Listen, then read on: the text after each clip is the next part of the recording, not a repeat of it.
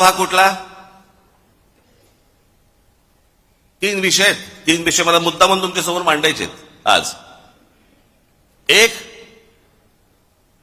म्हणजे राज ठाकरे भूमिका बदलतात. मी ज्यावेळेला माझ्या काही पदाधिकाऱ्यांची इतर सगळ्या लोकांची ज्यावेळेला मी बोललो त्यांच्याशी, मी म्हटलं तुम्हाला तरी माहिती आहेत का म्हटलं भूमिका बदलणं म्हणजे कशाला म्हणतात.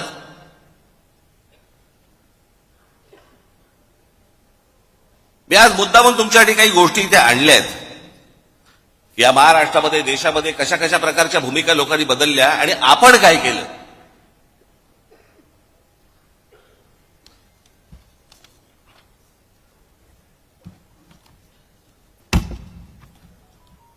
थोडा मागे जातो, नंतर मध्यात परत येतो.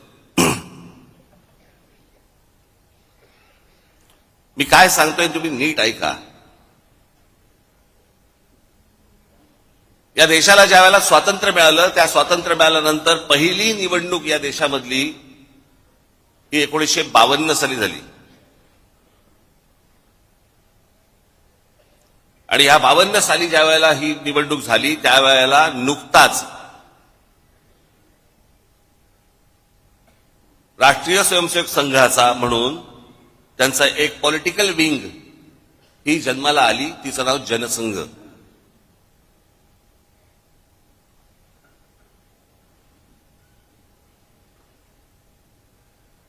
हिंदुत्व वगैरे वगैरे अनेक गोष्टी ते मांडत आले आजपर्यंत, त्याचा काही विषयच येत नाही. पण 75 साली इंदिरा गांधींनी या देशामध्ये आणीबाणी आणली आणि आणीबाणी आणल्यानंतर 77 साली ज्या वेळेला निवडणुका झाल्या, त्या 77 साली निवडणुका झाल्यानंतर देशभरामध्ये इंदिरा गांधींचा दारुण पराभव झाला. इंदिरा गांधी स्वतः हरल्या होत्या. मी जर चुकत नसेल तर मला असं वाटतं राजनारायण होते, राजनारायणांनी इंदिरा गांधींना हरवलं होतं. आणि मग जनता पक्ष नावाची, जनता पार्टी नावाची एक पार्टी उभी राहिली. त्याच्यामध्ये अनेक पक्ष होते. ज्या अनेक पक्षांपैकी एक जनसंघ देखील होता. 1980 साली त्यांच्यातल्या सगळ्या भांडणांमुळे 1980 साली परत निवडणुका झाल्या आणि इंदिरा गांधी परत विजयी झाल्या. त्यावेळेला हा जो जनसंघ होता, या जनसंघाची भारतीय जनता पार्टी झाली. ते जे जनता पार्टीतनं जे बाहेर पडले होते ती भारतीय ती दुसरी जनता पार्टी होती. या जनसंघाने तेच नाव घेतलं आणि भारतीय जनता पार्टी म्हणून केलं. हा आता भारतीय जनता पक्षाचा जो झेंडा दिसतोय तो झेंडा बदलला झेंडा. आणि जनता पार्टीचा जो झेंडा होता, जो आडवा होता भगवा आणि हिरवा, तो यांनी उभा केला.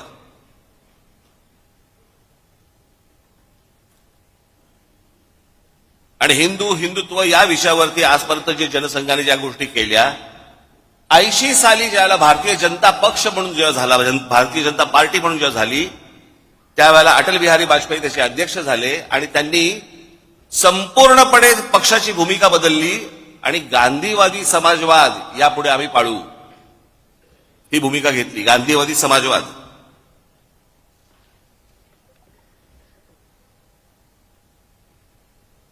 मग 84ला इंदिराजी गेल्या, इंदिराजी नंतर मग परत धक्के. आता ह्याच दरम्यान 77ला निवडणूक झाली, 78ला परत एक निवडणूक झाली. त्याच्यामध्ये शरद पवारांचं पुलोद आलं.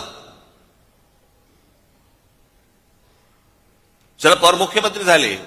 ते आहे ना ते वसंतदादा पाटलांच्या पाठीत खंजीर खुपसून वगैरे ते सगळं प्रकरण. आणि ज्या वेळेला शरद पवारांनी ज्या वेळेला पुलोद स्थापन केली त्यावेळेला हाच जनसंघ, त्याला भारतीय जनता पार्टी झालेली नव्हती, हा जनसंघ पुलोदमध्ये शरद पवारांबरोबर होता.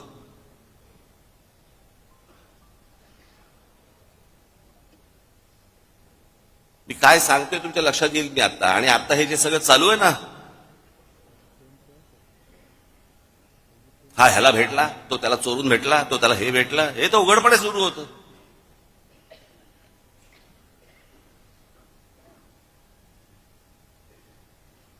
त्याच 78ला म्हणजे मुळात 77-75 पासून शिवसेनेने काँग्रेसच्या आणीबाणीला पाठिंबा दिला होता. 80ची निवडणूक ही शिवसेनेने एकही जागा लढवली नव्हती, परंतु काँग्रेस आणि शिवसेना यांची युती होती.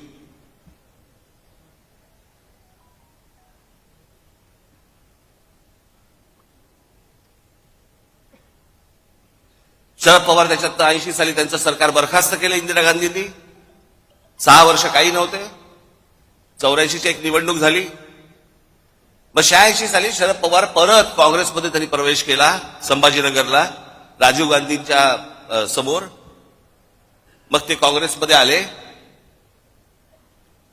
जनता पक्ष बाहेरच राहिला.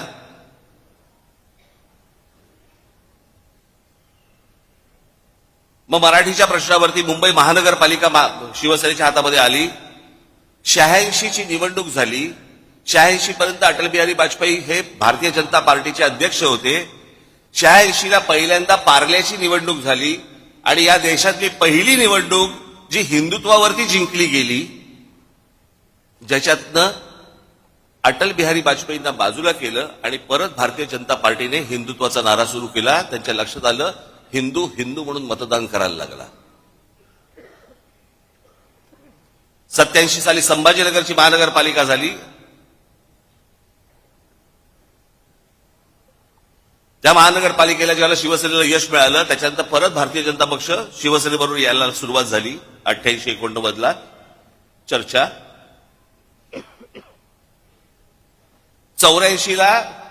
1984ला शिवसेना भारतीय जनता पक्ष युती झाली होती आणि शिवसेनेचे 2 खासदारकीचे उमेदवार हे कमळावरती उभे होते, मनोहर जोशी आणि वामनराव महाडिक.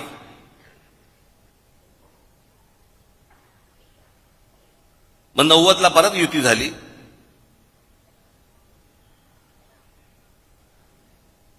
ला परत शरद पवार मुख्यमंत्री झाले. मग 95ला परत भारतीय जनता पक्ष शिवसेना युती झाली. युतीतनं सरकार आलं. 99ला परत तीच काँग्रेस सोडून शरद पवार बाहेर पडले आणि 99चे रिझल्ट लागल्यावरती 2 महिन्यात एक दीड महिन्यामध्ये शरद पवार त्यांची काय राष्ट्रवादी काँग्रेस आणि काँग्रेस परत युती झाली. ज्या काँग्रेसला शिव्या घालून ते बाहेर पडले होते त्यांच्याच बरोबर दीड महिन्यात युती झाली. हे मी तुम्हाला का सांगतोय? या सगळ्यांनी आपापसात प्रत्येकाच्या स्वार्थासाठी सगळ्यांनी आपापल्या भूमिका बदलल्या. इथे मी कोणत्या स्वार्थासाठी भूमिका बदलली हो?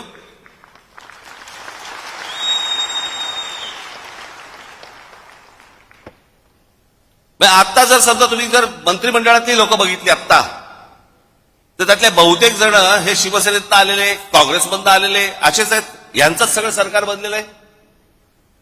यांना हे पत्रकार विचारायला जाणार नाहीत का भूमिका बदललीत, पण तुमच्या कानात बरोबर ते घालत बसणार भूमिका बदलली, भूमिका बदलली.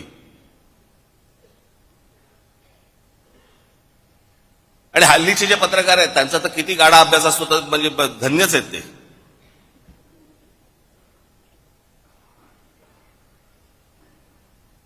आजचा दिवस ढकलायचा तर काही का बातमी टाकेना. आणि आता तर काय सगळे प्रत्येक पक्षाच्या एक कल्लीच सगळ्या गोष्टी सुरू आहे. आता काल त्या कुंभमध्ये आहे किती लोक गेली अजून आकडा येत नाहीये. ज्या प्रकारे इतर पक्षांचं कोणाचं असतं आणि काय झालं असतं तर काय तमाशा केला असता चॅनलवाल्यांनी, आता काय नाही, सगळं चालू आहे, दाखवत आहेत बातम्या फक्त.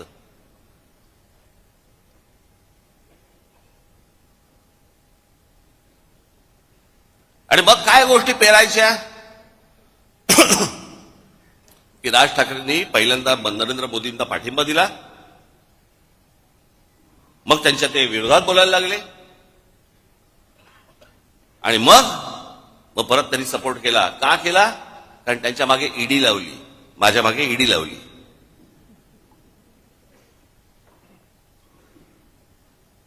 मला ती पण कहाणी आज तुम्हाला तुमच्या समोर आणि ह्या चॅनलच्या द्वारे महाराष्ट्रासमोर मला समोर सांगायचीच आहे.